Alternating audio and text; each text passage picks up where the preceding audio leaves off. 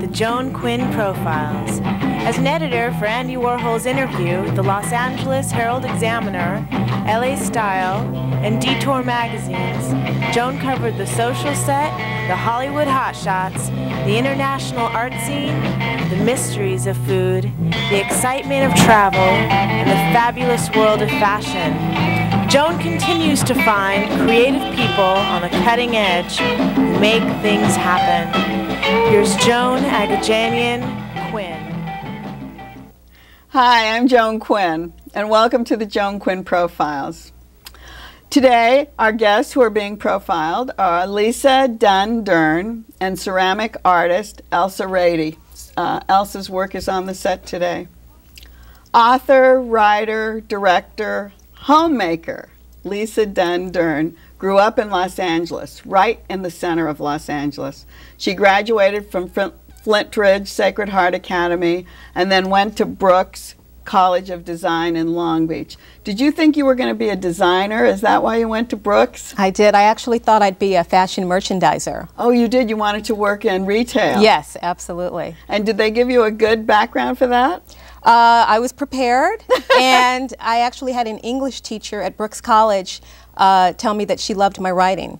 So she actually... you mean at Brooks? At Brooks College, Oh. She loved my writing, and she steered me more into creative writing. Well, that's funny because Brooks, compared to Flint Ridge, I mean, Flint Ridge, Sacred Heart Academy, the Catholic girls' school, up separated, and Brooks, the wild, people used to, when I saw students from there, they were always like wild. Let's call them creative. Creative. They were very creative. Yes, but was it during your time when you were there too? Yes, it was extremely creative, and I learned a lot about life. But how did it feel coming from, what, uniforms? Uniforms and curfews, and it was quite a change that I had to adjust to, absolutely. And your family was from Los Angeles? Yes. You're from Los Angeles? Yes. And what did your parents do? My father owned a construction company, and my mom was a social worker.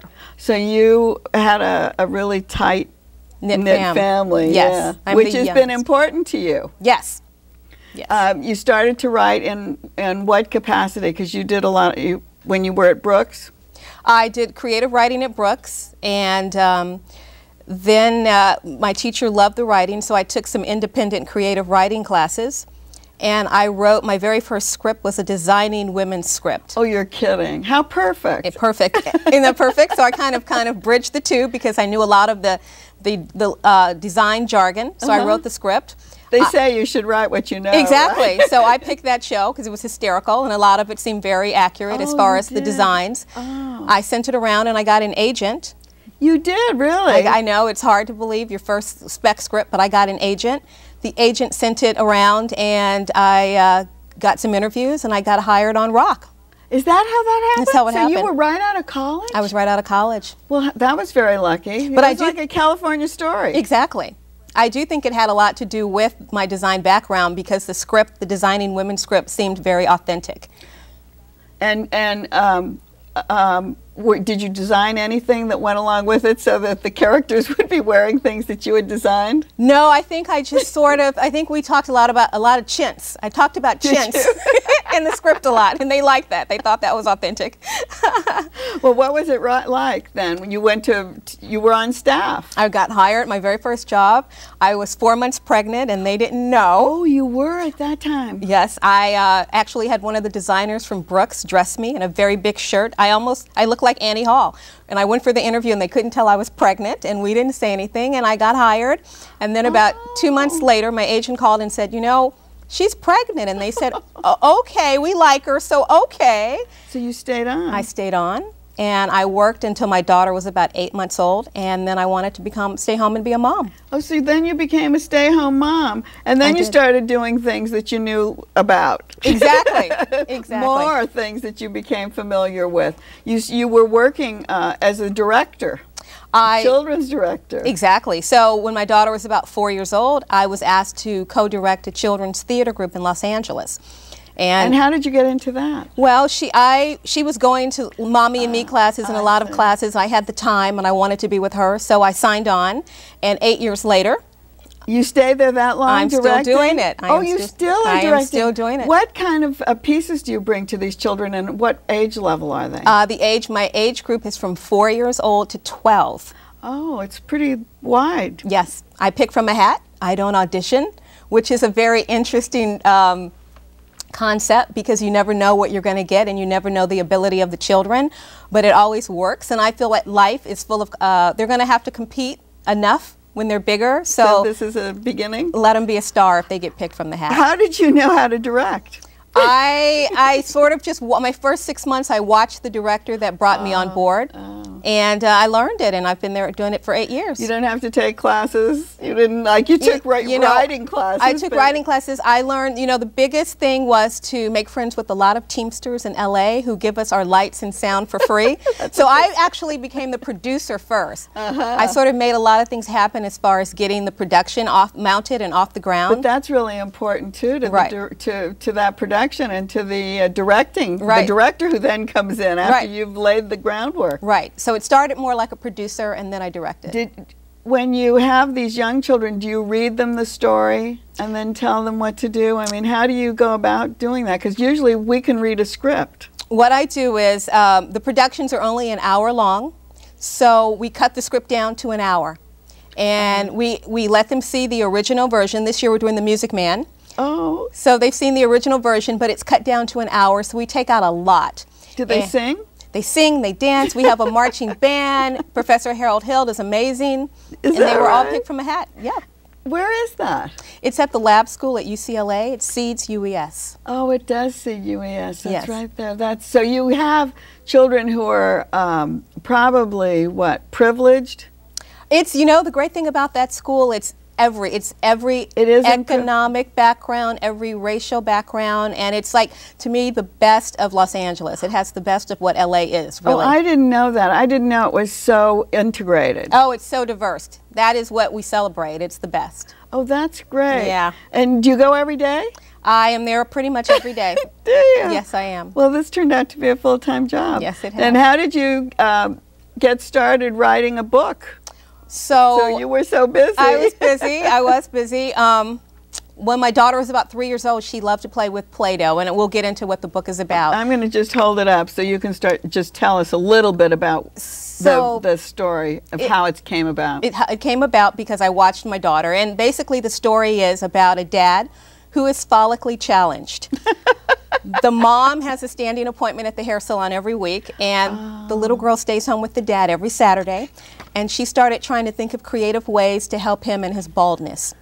So when my daughter was little, she used to play with Play-Doh, and one day she put the Play-Doh through a garlic press, and it came out looking like hair, and she put it on her dad's head, and we laughed about it for like the next 2 days. So the story... She did put it on her dad's head? She put it on his head. So the story was born from that experience of watching my daughter and her father interact when I would go to my standing hair appointment. That's so cute. And it's an interracial theme, yes, obviously. It mirrors my family. It mirrors your family as well? Yes, it does. And you said, living in the Miracle Mile in Los Angeles, that your kitchen or your dining room was always filled like that. It was everybody felt very comfortable at our table, and it was every racial composition you could think of. Where'd they come from? I mean, some of them went to school, they lived in the neighborhood. My father built homes, and he met a lot of different clients, and we were invited to their homes, and then we would invite them. So we sort of had a very rich tapestry of friends growing up in Los Angeles. Your mother was working full-time, though. Did she actually cook and entertain? Well, let's say she brought home things already made. Did you do the same? You have to do the same thing, too, probably. Yeah, once in a while. I do like to cook, but things do come home already prepared sometimes. Yeah, absolutely. So what was the process? The process? You had to find someone who could illustrate it. Yes. Where did you find this illustrator? The illustrator I've known for a very long time. Oh. She has her own company. She designs this is cute. T-shirts. And I've always loved her drawings. And so when I finally had the text written, I called her and said, would you illustrate my children's book? And she knew what we look like. She's known us, since my daughter was a baby. She came and illustrated the book for me. So she... Here, I think this is cute. The father's helping. He's making pancakes. So she came and illustrated the book. And then your family had to live through this. How did they feel as being the subjects of this? I think this is the subject of this book. How does your husband's a lawyer? How could he handle this? He had a pretty good sense of humor about it because, you know, that's Daddy's girl. And she can do no wrong. So he thought it was cute that I captured it in a children's book and I could share it with other children. The bicoastal inspiration of this, do you think that this would work anywhere else in the States? I think it would work in a lot of places. I think that, you know, there are millions of multiracial families, and today kids really celebrate everything that they are. You know, there's a whole new generation that they'll read the list of everything they are and wear it proudly. So Hair Today, Gone Tomorrow. Yes.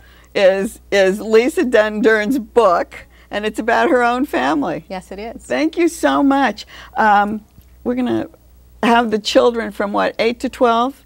4 to, 4? The kids in the play or the readers for the book? The readers. Ages 4 to 8 years old. 4 to 8. Yes. Thank you. Thanks for coming and seeing us today and bringing us your book.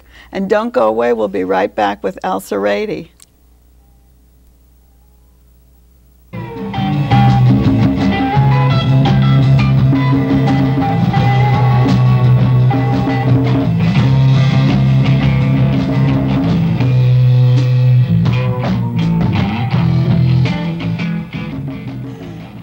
Hi, I'm Joan Quinn, and we're back with artist Elsa Rady.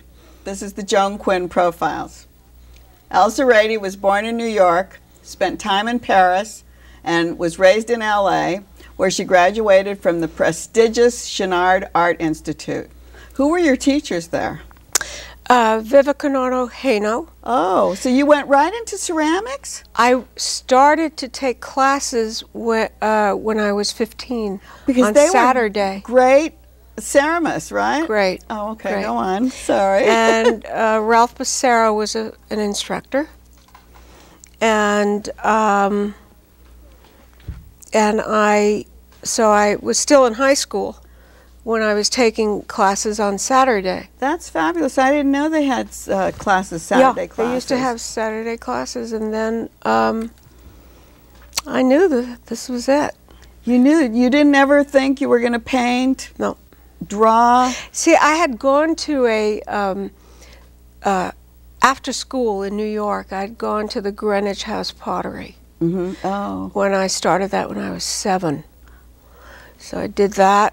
Oh, right away. Right Working away. with clay. Mm-hmm. And when you were in Paris, nothing. What was that interlude? Why were you in Paris? I was there. My family was there. My father was president of RCA Victor Records there. Oh, I see. So he was sent from New York to Paris? He was sent from New York to Paris. And then when he came to L.A.? He was with Victor for a year and then decided to go off on his own. So you did stay in L.A., though? He didn't want to go back to New York?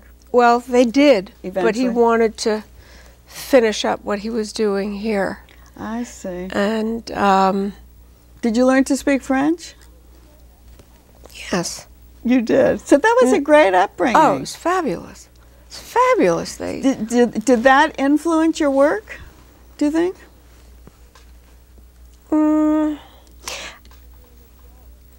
I think you're influenced when you're an adult by many different factions, and certainly there are things that carry over from your childhood. But I'm not sure how it. I knew I was good with clay, and that's what I wanted to do. And you always did. Did you go to Chouinard as an adult then? Yes. Oh, you did. Yeah, then you graduated from there. 4 Who were years. some of the artists who were there during your time? Oh God, Laddie Dill, Guy Dill, Chuck Arnoldi. Oh, Jim, they were all in school. Jim we were Hayward, all no. together. Jim Ganser. Gosh, there was a whole slew. And they were all taking different art classes, though, right? Yeah. And were you all hanging out together? Yeah, Laddie and I went off on a program. You could do this program independent of the school.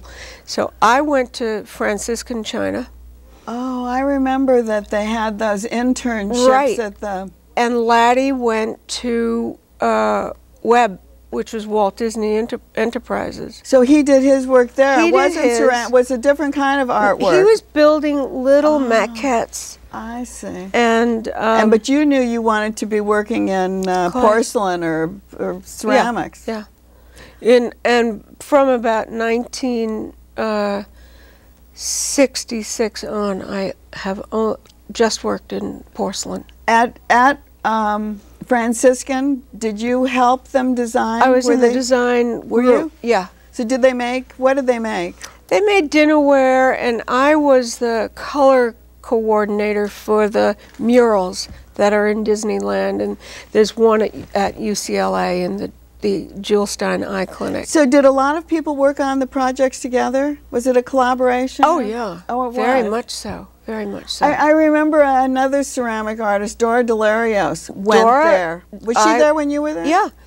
Dora was there. Dora was worked on one of the murals that I was Oh, I see. working on. I didn't realize that, but at the time, her work, and this is probably a good time to bring it up because your work is considered very fine. I mean, it's fine art. It's in museums and it's been shown all over the world. The difference between, say, folk primitive art or craft and what you do, where's the differential there? I think once you break rank with the craft orientation. And how do you break rank with the craft? I mean, you sit at a wheel, right? I do. You run into walls constantly. You network. You meet people. You become you always want to be, or I did, I always wanted to find out what you could do with clay. I was very, very fortunate in that I was first picked up by Jan Turner Gallery. These are, let me just say, these are all your pieces. The white ones are the newest pieces, and the big piece in the back is how old? It's about 8 years. It's about 8 years old. Yeah. Just so you get the feeling of the different styles that you have. So you had a regular art gallery with Jan Turner. Right, and then I was picked up by Holly Solomon. In New York, In Holly, New York in right. '86. And showing your work like fine art, not craft work. Right. Because that's the difference. We have Ken Price, who's a ceramist, and he never seemed to have been in that Ever. What craft? Never. And yet your teachers, the Heinos, were in craft, weren't they? Very much so. Yeah, it's always like this phenomenon that's an interesting thing. But Kenny was at Otis, and he was with Pete Volkus. But Pete Volkus was looked at as an artist, but his was very much crafty, wasn't it? Well, in a I think, Joan, it has to do with the time. Oh, maybe that's something I too. think it has to, that was the 50s. Maybe. And that was a revolution that was happening in Los Angeles in clay, that abstract expressionist movement. And that was Pete's game. He was fabulous. He and those was. are great. But I mean, you look at those and they are art pieces. What else are you going to say? Right. I mean, you look at the pieces that you've done, they're art pieces. I think when you just keep concentrating and moving in a direction to create something that is your own, not. I want to show these just these shapes, because the shapes are so incredible. This show was called Lily, and it was in that shows your inspiration, doesn't it? honor of the dancer Lily Melman, who danced with Martha Graham for 11 years, and that was my mother. Oh, it was? Yeah. So this is these are influenced by your mom? Well, the skirt, the hem, the movement, the flower. The flower. Yeah. But so much of your work reminds me of Japanese, kind of like minimal That was the feeling. Chouinard school. Was that it? Yes, yes. In the 50s, Bernard Leach and Soji Hamada came and traveled, and they visited Los Angeles, and it was craziness. So that influenced you at that time and continued, I guess, with your work all the way through. Right. I think that's wonderful. I wanted to, these shapes change a little bit. Yeah, this is a later show. Yeah, but so Yeah. shapes just keep changing. What about color? Does color keep changing? Yeah, with any luck. Do you make your own I do. slips? What do you call them? The glazes? Yes, I do, and they're high fire. Yeah, that's what you were saying. That you only Yeah. fire at what? 2,200 degrees Fahrenheit. This is so beautiful, this red. Is this like your own? Is this your own color? Well, the pigment is Degussa, but it's in my own glaze. So, do you have to mix certain things to get that? Yes. You have to, yeah. Yes. Just like the colors Yes. up here. Right. You've moved from color, and I'm going to show some more color things because I think they're so beautiful, the way they the way they sit there and just look at you. Well, this was all, this is the still life show. I had a lot of trouble with works. One of the things that was a big influence on how my work, how it evolved, was I no longer wanted to remain on the tabletop. Oh, so how do you do that? What do you do? Those are On pedestals? shelves. No, Oh, shelves. These are shelves that are hung on the wall. I see. And then there was a good 10 years of that, of the still life. And then So this too. These are all on shelves. all on shelves. They're bolted into the shelf. But they're bolted into the shelf. Well, that shows the changeover to me Yes. that goes into the fine art, Right. away Right. from the craft. Once I got up on the wall, that was I see. that the waters parted. I see. I love this. This is a picture of your mother that you were talking about, Lily. Yes. So this influenced so much of your work. And look at the shape of her. Yes. It really looks like your work. That she won Dancer of the Year with that. In 1936, it was called Song to an Unborn Child, and a lot of dancers performed for the Spanish Civil War to get money. Oh, yeah. Oh.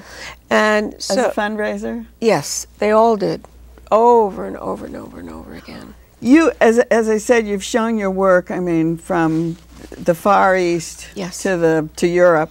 Yes. What were the most exciting exhibits for you? I think the first, one of the most exciting was, in 1966, I got into a show at the Los Angeles County Museum of Art. Not Japan, not D.C., not Canada, all these these wonderful museums. You were in L.A. County was your LA favorite? County was the first hit. That's interesting. And it was just fabulous. It was wonderful. Because it was your hometown?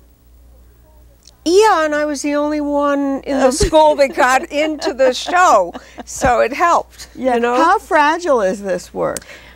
Well, this particular series is less fragile than the older work. I see. Because this is from a show which is at the Long Beach Museum of Art. I want to show that. And because it is a cycladic swing. It actually swings. These I brought here today. They're on. But this shows the swing, Correct. doesn't it? Correct. They're hanging on They're hanging and they do swing. That is so beautiful. But you've done a lot of cycladic. shows? No, just this. Just this? This is the the beginning first. of it? Yeah. Oh, I thought you had shown them in galleries before. There will be at Craig Krull. Oh, Craig Krull, yeah. And then at Franklin Parish, New York. Oh, well, and the museum show, Long Beach Museum, is just of these on tripods? No, not tripods. Oh, they're not. Swings. Oh, they're swings. Yeah. They hang? They hang from the ceiling. You know, there's I see. thing into the ceiling, and then they come down. And do you ever collaborate with any other artists? in the early 70s, I did a project with Bob Graham. Oh, I remember that. Yeah. Yeah. And then Laddie Dill and I have done a project together. You know, the thing Bob's been using, Bob doesn't fire, does he? But he paints this very flat white porcelain look Bob that you use. is as seduced by porcelain as I. He is cuckoo on the subject. But why do you guys get like that? Because it's a beautiful, beautiful medium, and it is relentless. You make a mistake, that's it. It's finished if you make a mistake. Over. So then you have to start all over again. Correct. But it gives you a hard surface. It gives you shine. It can be, but I've not really worked with a shiny glaze in a long time. I prefer a semi-matte and a matte. I see. And but in 1988, I started to work for Swid Powell. Oh yes. Which was a company that did accessories for the masses in silver plate.